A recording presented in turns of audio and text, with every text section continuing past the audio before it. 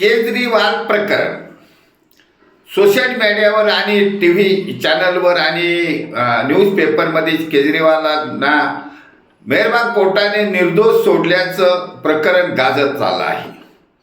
हे न्यायनिवाडा आहे आणि याच्या आधी जे ईडी आणि CBI मार्फत चार्जशीट दाखल झालं होतं त्या चार्जशीटच्या आधारे चार्ज फ्रेम करण्याची स्टेज असते. जर त्या चार्जशीटमध्ये काही तथ्य वाटलं तर मेहरबान कोर्ट चार्ज फ्रेम करत असते. त्या स्टेजलाच मेहरबान कोर्टाने ते प्रकरण संपवून टाकलं आणि सर्व 23 आरोपींना निर्दोष मुक्त केलं.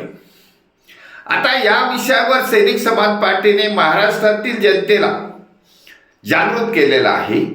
महाराष्ट्रामधील सरकारमध्ये जे असतील 90% भ्रष्टाचारी गुंड प्रवृत्तीचे लोक असतील त्यांनी धडा घ्यावा, पण घेणार नाही. त्यांचं ते हे नाही. महाराष्ट्रामध्ये ते अर्ध भाजपचं सरकार आहेच. महाराष्ट्रातील जनता शांत स्वभावाची आहे, सहन करणारी जनता आहे. परंतु कायदेशीर बाबी सैनिक समाज पार्टीने समजवलेल्या आहेत आणि सैनिक समाज पार्टीने समजवलेल्या कायदेशीर बाबीवर, कायदेशीर मुद्द्यावर सैनिक समाज पार्टीने जनतेला जागृत केला आहे. आणि सैनिक समाज पार्टीच्या या जनतेला जागृत करण्याच्या बौद्धिक आंदोलनाला महाराष्ट्रातील जनतेने साथ देण्याचं ठरवलं आहे. महाराष्ट्रामध्ये अशी उलथापालथ करायची आहे. महाराष्ट्रामध्ये जे चाललेलं सरकार आहे, मुख्यमंत्री देवेंद्र फडणवीस यांचं सरकार आहे, त्यामध्ये जर 90-95% लोक भ्रष्टाचारी असतील तर या सरकारला पायउतार करावंच लागणार आहे. आणि पायउतार करण्याची जबाबदारी ही सैनिक समाज पार्टीने आम समाजातील सज्जन नागरिकावर सोपवली आहे. आम समाजातील सज्जन नागरिक क्वालिफाईड आहे आणि इंटेलिजंट आहे. परंतु त्यांना कायदा कळतो. त्यांना माहीत आहे की चाललेलं सरकार आहे, याच्यामध्ये बरेच गुंड प्रवृत्तीचे लोक आहेत. यांच्यामुळे सरकारची काळीमा मलिन होत चालली आहे. मग यांना बाहेर कसं काढणार? सरकार काढणार नाही. त्यांना संख्याबळाचा विषय आहे. सरकारच अनैतिक मार्गाने निवडणुका जिंकून सत्तेवर आलेलं आहे. मग ही जबाबदारी थेट जनतेवर येते आणि जनतेला हे कायदेशीर ज्ञान, कायद्याच्या तरतुदी सैनिक समाज पार्टीने समजून सांगितलेले आहेत.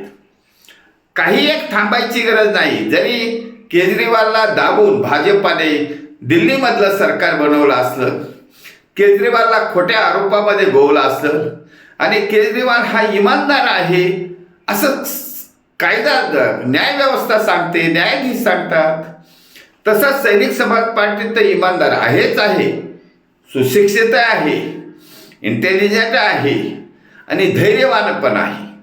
म्हणून सैनिक समाज पार्टीच्या या क्वालिटीचा महाराष्ट्रातील 13 करोड जनतेने फायदा घ्यावा आणि त्याच्यात सामील व्हावं. त्यामुळे महाराष्ट्रातील जनता नक्कीच हे उदाहरण घेणार आहे, केजरीवाल सारखं उदाहरण घेणार आहे आणि सैनिक समाज पार्टीबरोबर जोडत जाणार आहे.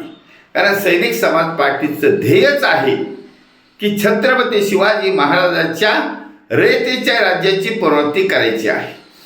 छत्रपतीच्या नावाने महाराष्ट्रातील जनता, तमाम जनता सैनिक समाज पार्टीबरोबर येत चालली आहे.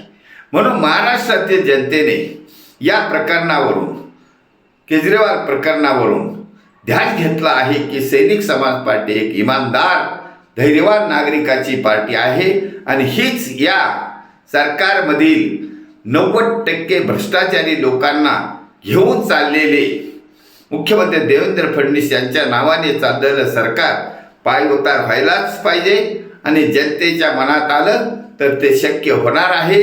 त्याच्यासाठी कोणत्या निवडणुकीची वाट पाहायची गरज नाही. फक्त आणि जनसमुदाय सैनिक समाज पार्टीबरोबर आला तरी हे ऐतिहासिक कार्य घडण्यासाठी जनतेला श्रेय जाणार आहे. त्यामुळे तमाम जनतेचे धन्यवाद. भारत वर्ष की जय. छत्रपती शिवाजी महाराज की जय. सैनिक समाज पार्टीचा विजय असो.